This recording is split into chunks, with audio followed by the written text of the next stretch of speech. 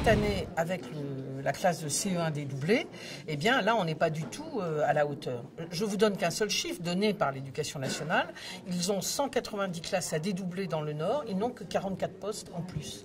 Donc, on doit supprimer des classes. Ce qui veut dire que pour dédoubler, et nous y sommes favorables, les CP, les CE1 dans les écoles, notamment en difficulté, on est obligé de fermer des classes maternelles, des CE2, des CM1, des CM2, et donc d'augmenter le nombre d'enfants par classe.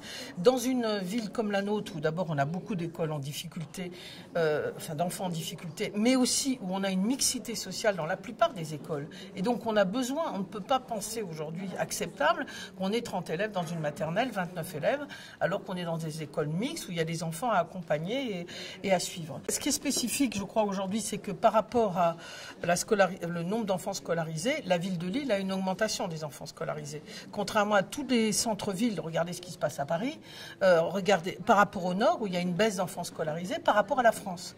Nous avons d'abord une attractivité avec beaucoup de nouvelles familles qui arrivent et une politique de logement par ailleurs qui amène des familles à s'installer et une politique de logement social dans tous les quartiers qui amène à une mixité sociale. Donc nous, déjà ça nous gêne qu'on dise qu'il y a uniquement les écoles dites en difficulté qui sont dédoublées, mais parce qu'on a des enfants en difficulté pratiquement dans toutes les classes, mais en plus, encore une fois, nous sommes en augmentation d'effectifs, contrairement à ce qui se passe en général en France, et donc on devrait avoir des ouvertures de classes et non pas ces fermetures.